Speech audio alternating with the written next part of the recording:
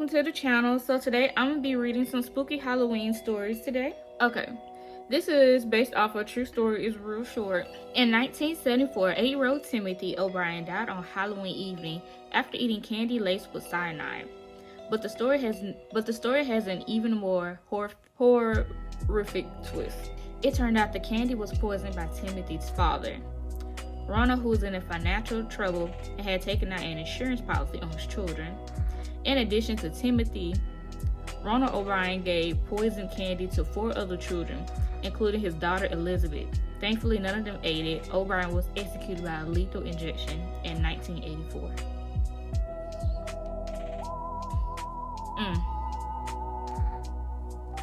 He wrong for that. Like, I don't understand how you can do that to like your own kids, you know?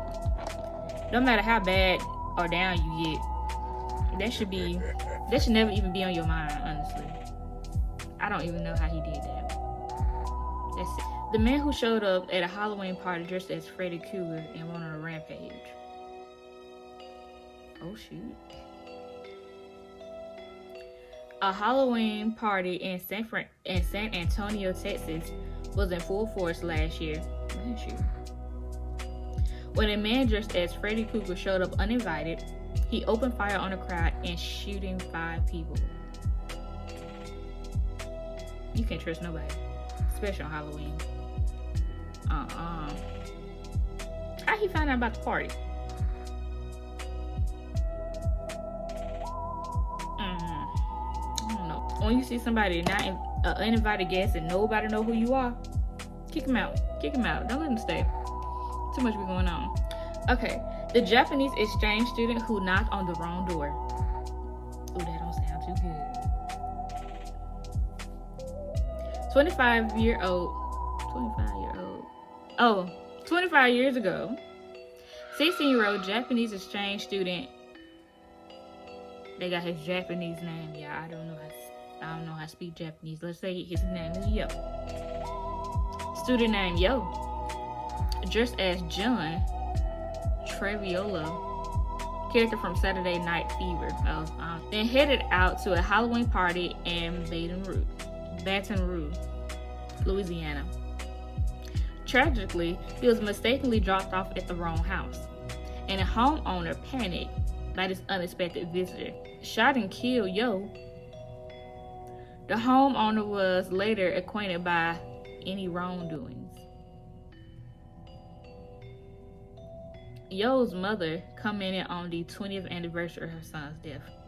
I've been observing American society for the past 20 years. The ongoing situation has been incomprehensible to Japanese. I want to encourage more to adopt gun control. That's sad.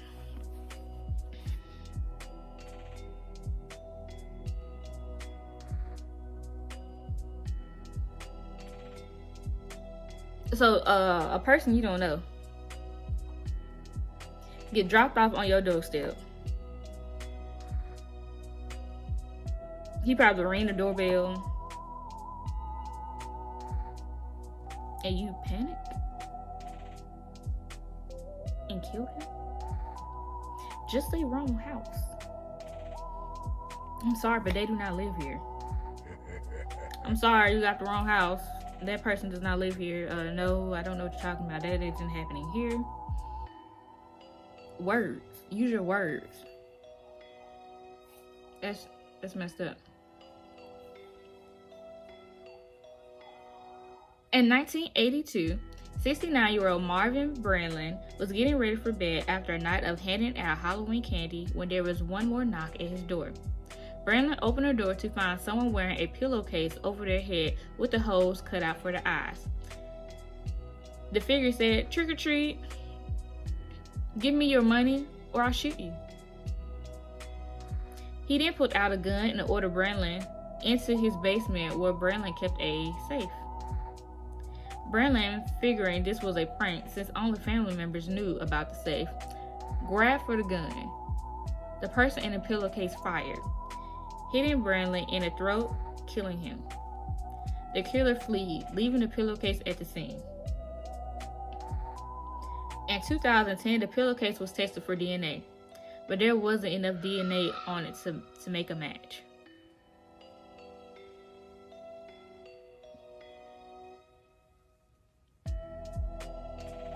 You know, I'm glad that we evolved with the DNA stuff, because that could have been happened. You know, they could have been found a match in 1982. They had to wait all the way to 2010 to even try to do a little DNA match. But that's crazy. I don't know. He said only family members knew about the safe being down in the basement, and they went directly to the basement. They wanted to go to the basement. So it either was someone in his family, or somebody, a friend of his family, who was talking too much and told him, yeah, man, my cousin got a safe in his basement. Yeah, don't tell nobody where you keep your money at. Don't tell nobody. You can't trust nobody. Okay. The haunted hayride employee who went pretending to hang from a gallows. Okay. In 1990, Chicago area teenage Brian Jewell's job was to give hayride customers a scare by pretending to hang from a gallows. Jules had pulled off the stunt just fine early in the day, but that night something went terribly wrong. When the hayride approached Jules, who was hanging from the gallows with his feet touching the ground, the tractor began to worry. The driver's worry only grew when Jules failed to deliver his usual speech.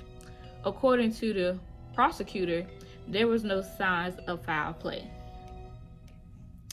Yeah, I think that was an accident, and that's kind of sad. Like, that's sad.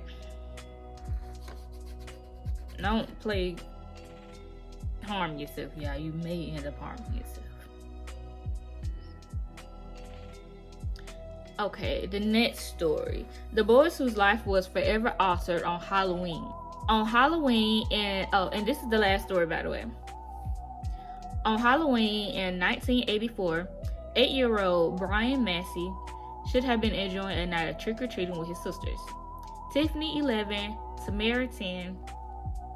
Instead, he was subject to a real-life horror film when his new stepfather, 26-year-old David Andrews, stabbed his mother to death before chasing his sisters down the hall and murdering them as well. Andrews then came into the Massey's room, covered in blood, and kidnapped the boy. 2 days later, police found Massey alive after apprehending Andrews, who had tried and failed to kill himself. Disturbingly, Andrews struck a plea deal in exchange for a reduction of charges. He is eligible to be paroled next month, which the now 41-year-old Massey opposes. What? How you strike a deal and you a whole murderer? You killed this boy's whole family, his mama, his 2 sisters, on a night that they're supposed to be having fun and going out and getting candy. And this dude is out for parole? That's crazy. I know there's other good prisoners out there who could use their parole, and not this man. He should have got life. That's sad. He should have got life. Alright guys, that was all for our Halloween true horror stories. Thank you for watching my video, and please don't forget to comment, like, and subscribe. Bye guys.